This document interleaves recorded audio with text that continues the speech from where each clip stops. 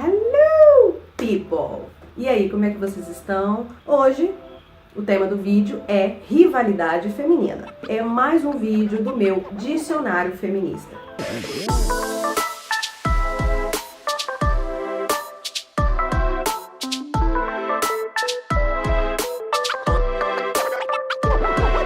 Sim, tem 15 dias que eu não lanço vídeo no canal, mas enfim, tem outras milhões de coisas para fazer e às vezes os vídeos não dão tempo de ser feitos, né? Estou aqui com a minha blusa influencer, que foi presente de aniversário da minha querida amiga Angélica. Obrigada, amiga. Ela disse que se inspirou, né? Porque eu sou influencer digital. Se vocês assistiram a sketch do início do vídeo, vocês vão entender mais ou menos do que eu estou falando.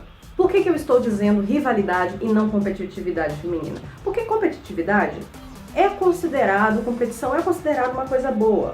É da origem da natureza humana competir entre si. Você pode competir com a pessoa de forma esportiva, no seu mercado de trabalho. A competição, ela geralmente tem regras, né? Quando você faz uma competição, por exemplo, de um jogo de futebol. Ela tem regras e você vai ganhar da outra pessoa, entre aspas, vai vencer a competição por meio do uso correto dessas regras.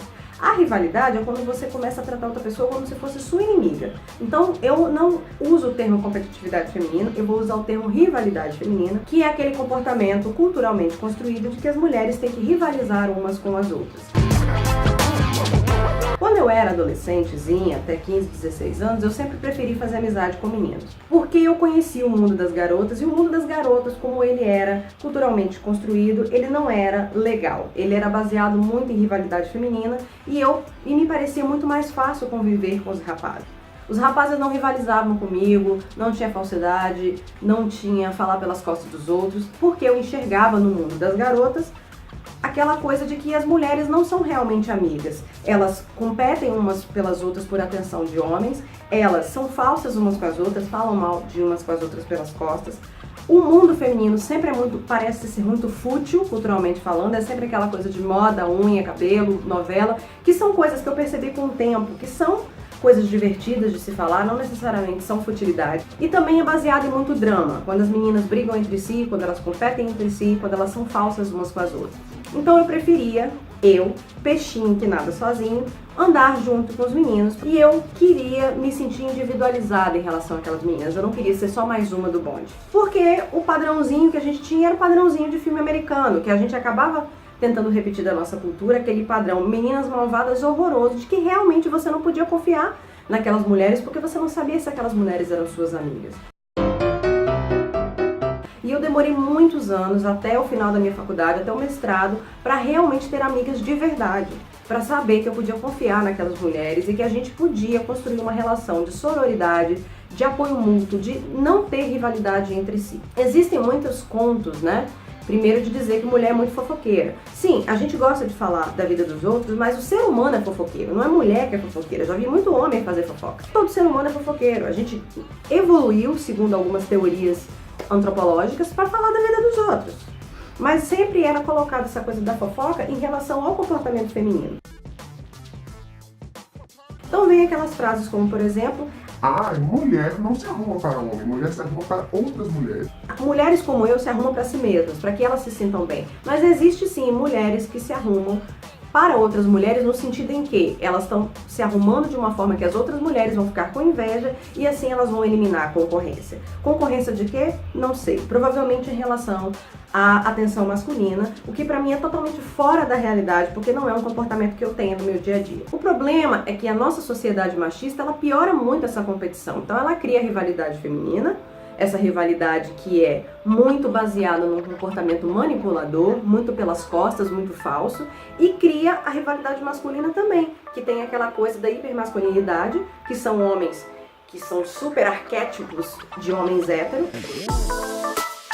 e que por isso eles são considerados superiores a outros homens ou são então o chefe do bando. E aí acontece o quê? O suporte cultural, a desunião feminina. Nós somos maioria, mas nós somos tratadas como minoria. E o que a cultura machista mais quer é que nós sejamos desunidas. Assim, quando nós estamos competindo e rivalizando umas com as outras, a gente não consegue abrir os olhos para ver como que a cultura machista nos coloca numa situação de submissão. Mas aí você pode estar se perguntando, como é que a questão da rivalidade feminina se tornou ao concurso, se tornou uma coisa aceita socialmente? Simplesmente porque a mídia e a cultura pop continuam estimulando esse comportamento de rivalidade entre mulheres. Eu vou mostrar para vocês alguns exemplos a partir de agora que vão com certeza provar isso para vocês. Primeiro exemplo são as novelas brasileiras. As novelas brasileiras continuam em 2018 colocando personagens femininos para rivalizar com outros personagens femininos.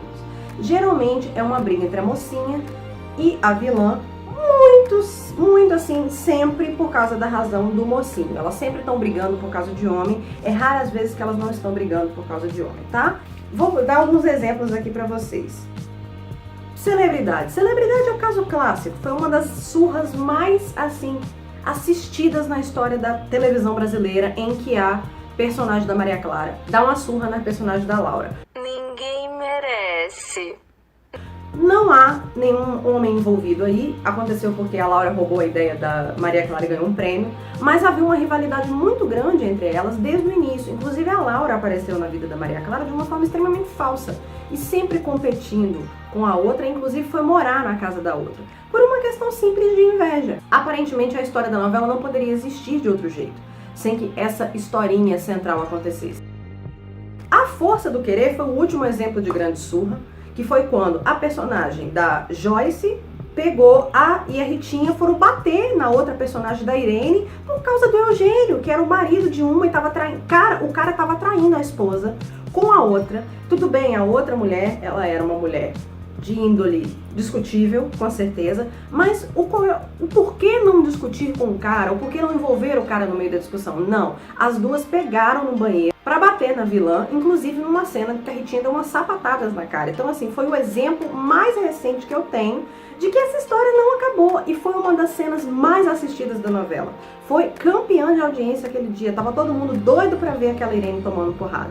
Porque é sempre isso, a gente quer que as mulheres se engalfinhem, né? E por aí vai, gente, eu posso dar exemplo de 90% das novelas, inclusive das novelas que existem até hoje. Acabou de inaugurar uma novela das 6 aqui, que a história é a mesma, é a mocinha que vai se apaixonar pelo ex-namorado da vilã, ou pelo futuro namorado da vilã, ou por um cara que a vilã é apaixonada, aí a vilã tenta acabar com a vida da mocinha, as duas acabam se engalfinhando, a mocinha geralmente é um ser humano assim meio apático, a vilã, ela junta tudo de ruim que tem, ela é racista, ela é machista, ela é homofóbica, e elas ficam a série inteira, a novela inteira se engalfinhando por causa daquele homem. E tirando o fato de que o homem tem direito de escolha, não é? Porque parece que as duas brigando vai tirar do homem o direito dele escolher com quem ele quer ficar. Outros exemplos são comédias românticas americanas que são recheadas de rivalidade feminina. Vamos começar com o filme Você de Novo. O filme Você de Novo, o que se passa?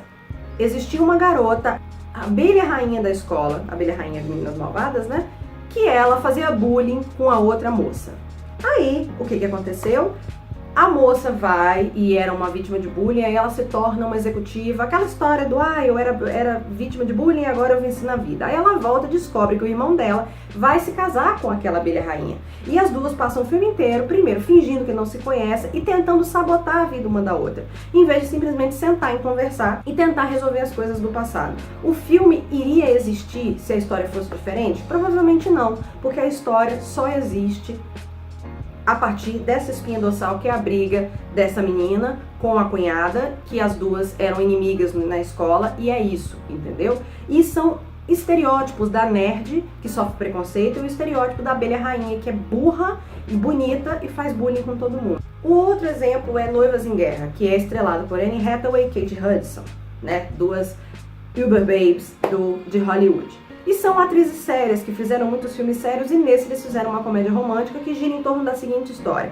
Melhores amigas iam ser bridesmaids, né? Elas iam ser damas de honra umas das outras, quando as duas marcam um casamento para o mesmo dia. E aí, como é que a gente resolvia esse problema? Querida, eu vou casar nesse fim de semana e você casa no outro, nós duas vamos ser damas de honra uma da outra. Não, elas passam o filme inteiro tentando sabotar uma outra simplesmente porque as duas marcaram o casamento no mesmo dia. E a gente está falando de pessoas que eram melhores amigas e só por causa do dia do casamento de repente elas se tornam monstras que odeiam uma outra. Rivalidade feminina sem nenhuma razão. O filme poderia existir sem essa história? Não, porque a história basicamente é essa. O nome é Noivas em Guerra. São brigas muito fúteis, o filme é engraçado, mas é uma briga muito fútil. Uma acaba perdendo o emprego porque ela se envolve com o casamento e faz parecer que toda mulher sonha tanto em casar que ela perde totalmente a noção das outras coisas da vida dela, até a noção do amor que ela tem pelo noivo, simplesmente porque ela quer um dia de casamento perfeito, sabe? Outro exemplo, o casamento com meu melhor amigo, que é com a Cameron Diaz e a estrelante, que é a Julia Roberts, que é uma mulher que tem um relacionamento há muitos anos com esse cara, e só descobre que ela tá apaixonada pelo cara quando o cara conta pra ela que ela vai casar. Aí ela vai casar e descobre que o cara está casando com essa mulher perfeita, que é o personagem da Cameron Diaz.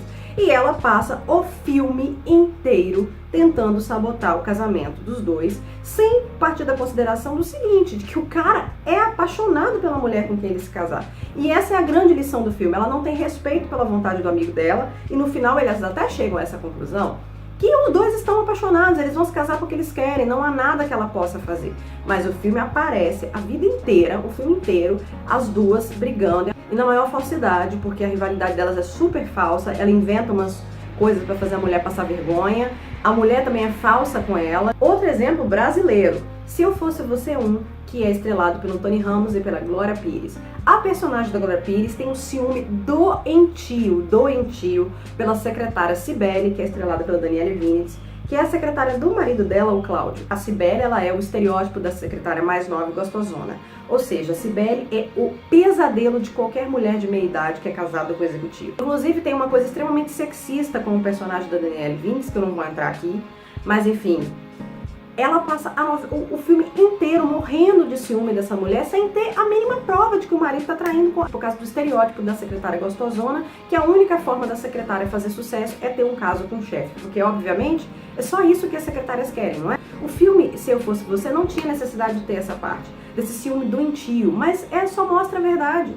Muitas mulheres têm ciúme das secretárias, das assistentes, das estagiárias do marido, porque vem naquela menina, obviamente, um exemplo de ameaça, assim como a babá, né? Dois exemplos clássicos do cinema americano são Meninas Malvadas e o Diabo Veste Prada. Meninas Malvadas mostram um universo feminino que, graças a Deus, eu não fiz parte, se é que esse universo existe, né? Meninas Malvadas mostra o quê?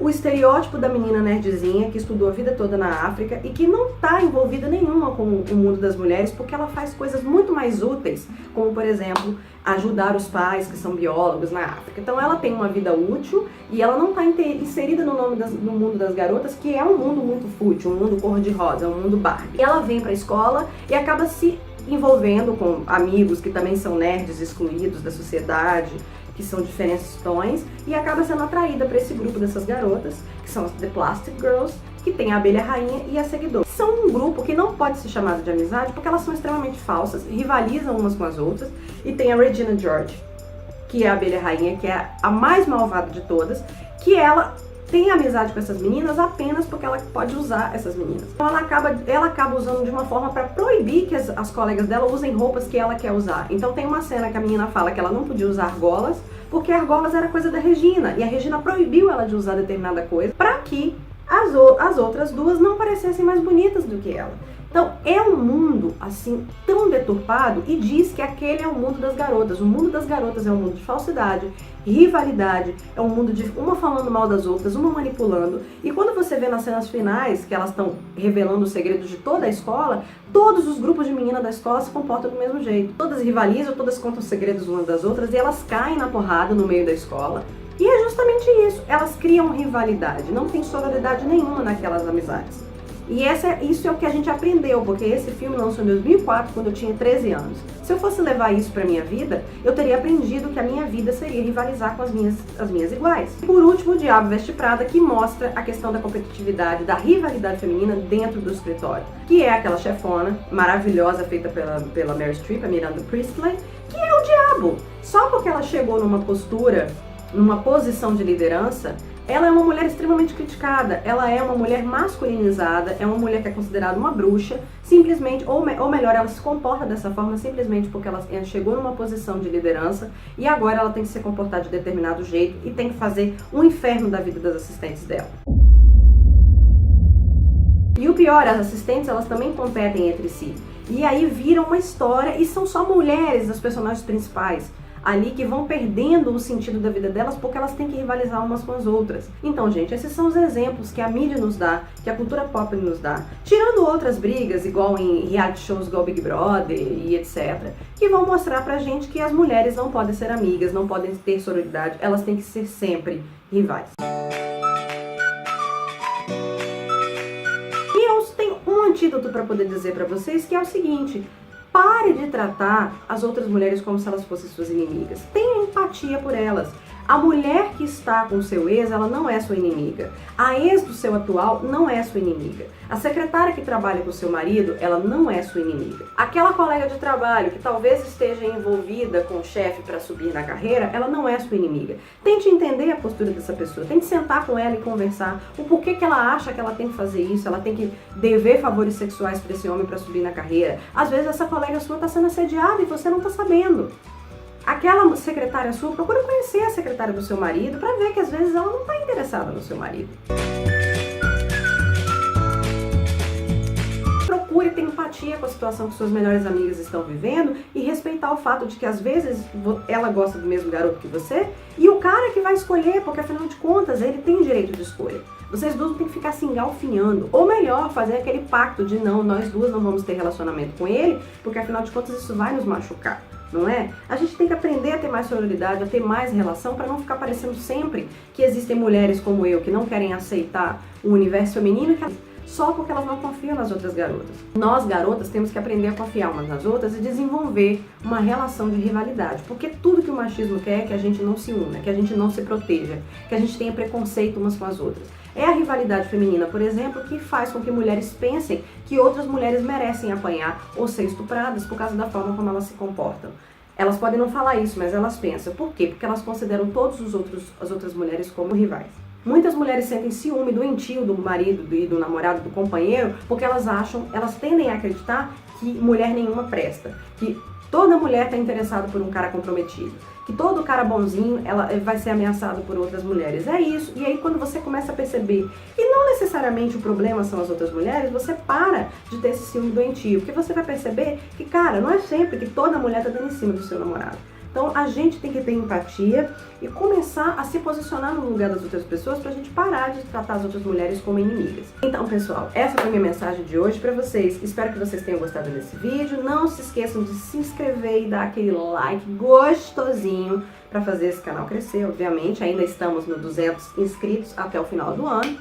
Me desculpem por não estar lançando vídeo com frequência, mas é porque, né, esse mês tô por aqui de coisa pra fazer. Me digam se vocês querem que eu faça mais vídeos do Dicionário Feminista. Fico por aqui, beijos e até a próxima.